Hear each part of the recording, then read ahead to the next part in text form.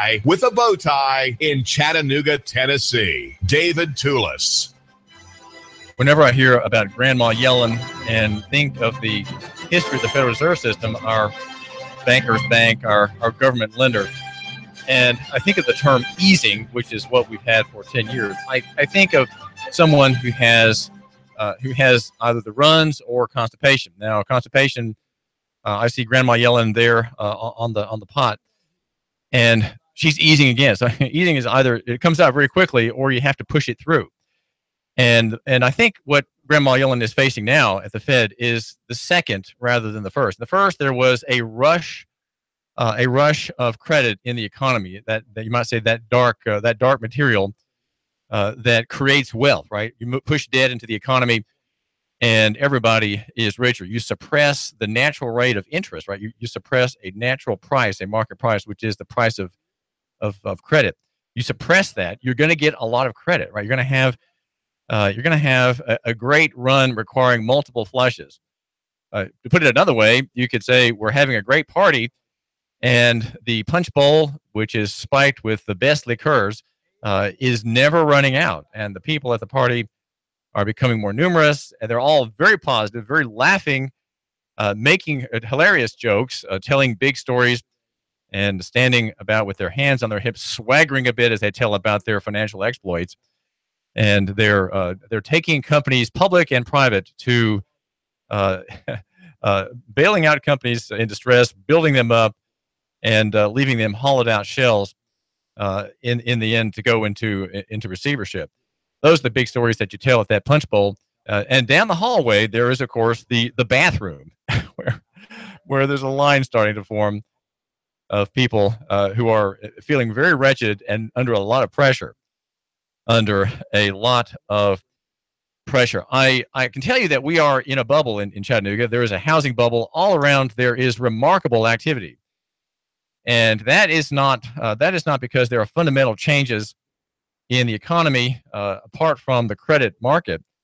And it's not because Chattanooga is becoming a magnet for free enterprise, which it would be if it were to become a free trade zone, as I have proposed. No, that's not why we have a building boom. We have a building boom because of the extraordinary unleashing of free money in the national economy since the meltdown 2008, which was solved only by the creation of new dollars. Right, you, my listener, and we have to work for every dollar in our billfold, or every so-called dollar, every digital representation of a quote dollar in our account.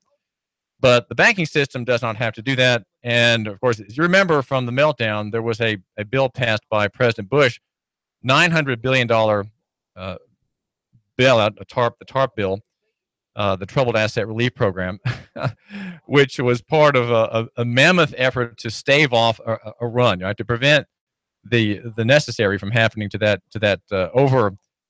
overextended, over-leveraged system. It wasn't allowed to happen, and that's what generally happens when we have the Feds in control of the economy. Recessions are what we get. We don't get depressions, which are the thing that unbridled credit and or should I say non-referential currency invites. Right? If you have a currency system, a money system that's not rooted or connected by legal language to assets such as gold and silver, you're going to have a lot of those units floating around, and people making many of them by the tons, right? By the barrel full or by the truckload full of new dollars in the economy made under the fractional reserve system, where the central bank creates money, it creates credit from government debt, and holds government paper as if it were real value. And there's a problem right now in that there's been so much credit created that the system faces something that it cannot face. It really can't face the necessary step, which is a contraction. And that is to say, an ending of the cheap credit era, the drunken era, the time where you're on the toilet and you just keep easing, right? Easing. And now Grandma Yellen has a kind of a wincing look on her jowls because she's having to do the thing that's very unpleasant, and that is contract the debt and diminish the debt. What happens when debt's paid off in a paper money system is that the monetary base slows its growth, or it actually shrinks. That's when you have a deflation. deflation is a monetary term purely, as the word inflation is a monetary term purely, and that is to say that you have either more units of your currency or fewer. That's it. Now, we often say that inflation is simply prices, but prices are, remember, they are the evidences of a contraction in the monetary base or other. That they're just an evidence, and retail prices are at best a very small part of that suggestion of where the economy, the balloon is going, whether up or down. There's a story, or there are stories in the press in the past few days about how the Fed is taking on this scenario of unwinding all its debt. The Fed has absorbed $4.2 trillion in debt. The Fed, of course, is a private banking cartel, the bankers' bank, owned by banks, private entity, never been audited, and serving the good people in Washington who, with free money and boundless credit, do not ever have to raise taxes where they should be to pay for the government's debts and to pay for new programs, whether they be border walls or new wars, either in the Philippines or funding Saudis bombing the Yemenis, right? Wherever that money is going, it's put on credit. And the central bank has absorbed $4.2 trillion in debt. A story yesterday in the Wall Street Journal tells that, just reminds that much of that paper that it has taken on as so-called asset are from the mortgage lending giants that failed, Fannie Mae and Freddie Mac. The Fed bought hundreds of billions of dollars of IOUs, dodgy paper at best from these dodgy government companies. There's a quote here from a man named David Spector, who is from a mortgage originator, Penny Mac Financial Services.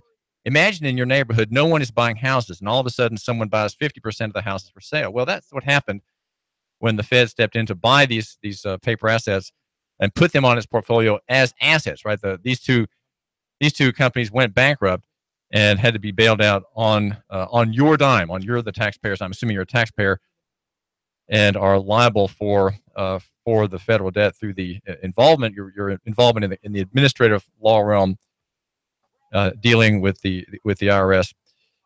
There's a quote in this story from a man named Matthew Joseph from J.P. Morgan. We have never seen a central bank exit out of a $1 trillion of mortgage-backed securities. So we are concerned about how this is going to go.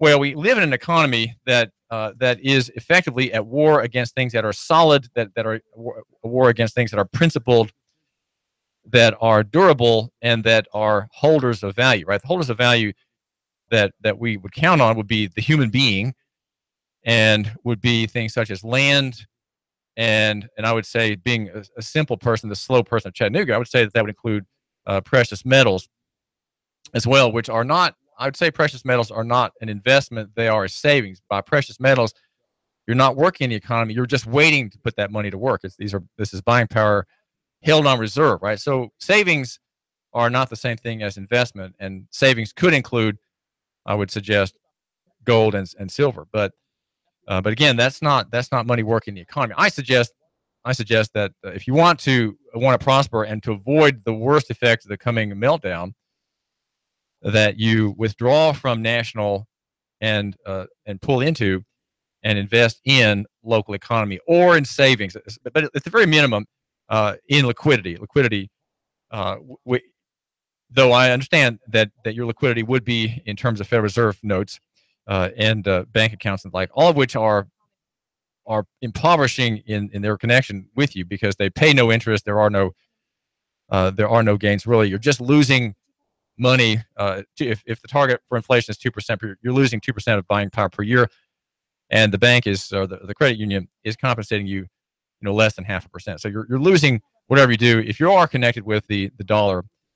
And ask yourself, when's the last time your investment advisor honored his fiduciary duty to tell you about the speculative instrument of the American Federal Reserve dollar in which you have your assets, right? He should be warning you that there's nothing behind that, and that your investments in the national sector can be seized. They can be seized, because those investments aren't legally yours. There were some changes in the law that we've reported on at Nooganomics.com that make it effectively clear that the asset that is in your name is not really yours, and that if necessary, it can be used to steal the nerve of a tottering banking or investment house. We live in an economy that's highly financialized, highly artificial. About David Stockman, in his recent book, said a lengthy economic history that I took the time to read, of which I took the time to read every page,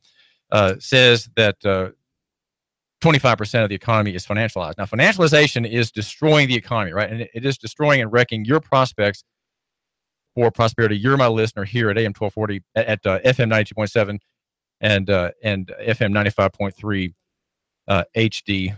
For your prospects are badly imperiled by the fact that we don't have constitutionally honoring currency, and the fact that financialization has taken a grip of the economy. And it happened when the United States government finally went off the gold and silver standard. I think the last iteration of that disinclination to be admitting to pay was under a Republican President Nixon. Financialization is destroying the real economy, but few people, Charles C. Smith says, have any power really to care about it.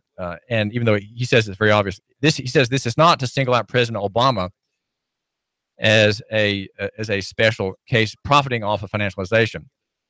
Politicos across the spectrum depend on the engines of financialization to fund campaigns and make them multimillionaires, and corporate managers and financiers have skimmed billions of dollars in gains, not from producing new, better, and more affordable goods and services, but by playing financialization games. And that includes borrowing money to buy back stocks, leveraged buyouts, all of which have reaped insiders gargantuan fortunes, he says, at my favorite website, which is of twominds.com, while hollowing out the real economy. Financialization necessarily hollows out the real economy. As he argues, the key dynamic is that it creates tremendous, he says, irresistible incentives to go into debt and to saddle a business with debt. You are, I see even in my business, in the press business, the demand for debt is incredibly strong, and you see strength in obligation. You don't see strength in liquidity, but you see strength in taking on debt, reducing income, things like that. If a CEO refuses to load a company up with debt, a private equity financier with access to cheap Federal Reserve credit will scoop up the company in a private buyout, fire the management, extract immense profits by loading the company with debt, and then take the hollowed out shell public again, reaping another windfall of financialized gains. Note that the private equity financiers have every incentive to lay off employees, especially experienced workers who earn the higher salaries, reduce costs before they take the hollowed out shell public. How can corporations pay out more to shareholders than they actually earned? Well, as he explains, it's financialization. Another key dynamic in financialization is limitless liquidity and super low interest rates set by central banks. Rates that are so low and liquidity so abundant that corporations can roll over their debt and actually add more debt and keep their interest payments unchanged. This dynamic inevitably leads, he says, to zombie corporations with low rates of growth and profitability and high debt loads, as that in an unfinancialized economy would be recognized as insolvent and then liquidated. But we could not have a real economy, and we don't have a real economy.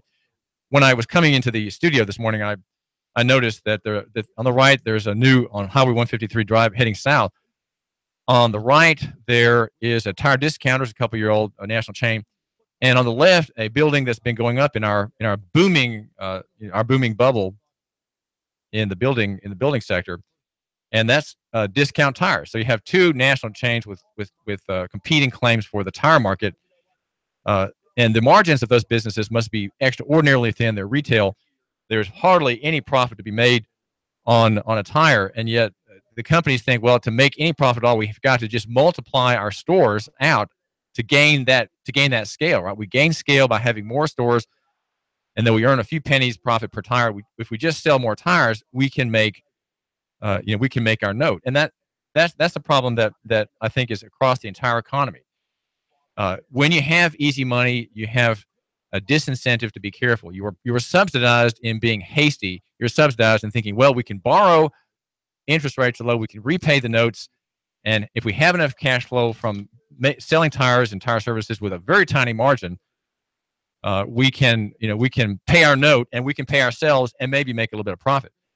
That's what, for the shareholders, right? For the shareholders' sake, there is a disaster ahead. He says, strip an economy of capital, produce incentives.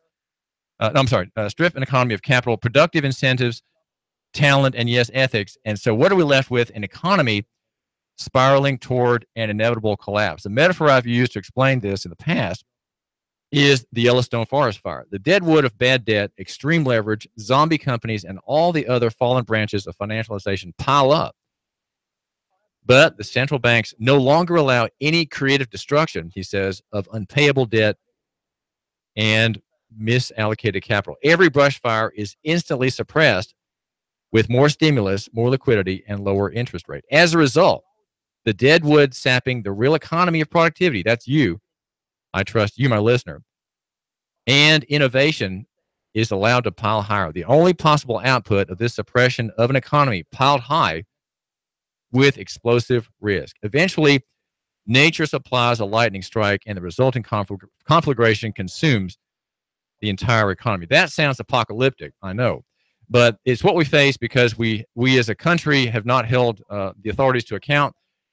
Local government has not held state government to account. State government has not held the national government to account to require the circulation of gold and silver or an honest, referential, substantive medium of exchange, if not directly these valuable media such as gold and silver, platinum, copper, and other valuable metals.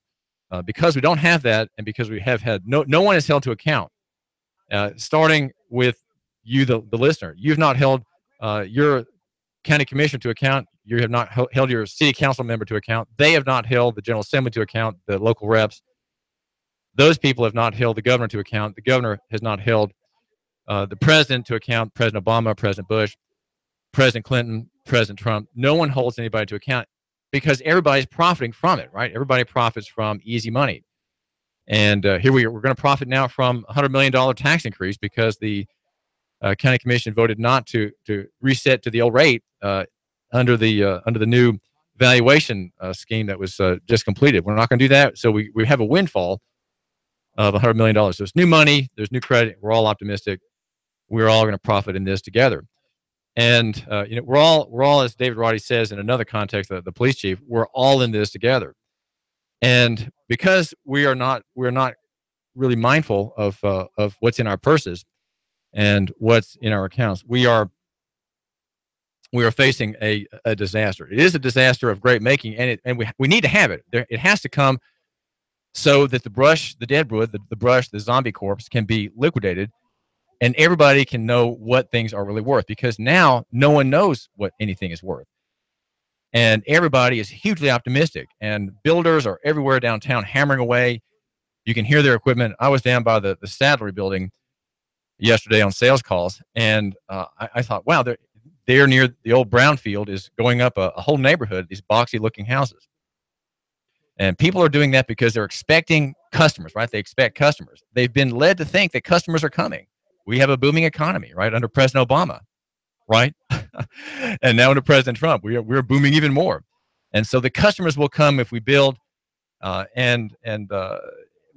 I'm afraid that the evidences of a bubble are everywhere. And at the very end of it, of course, there'll be just an exaggerated sense of optimism.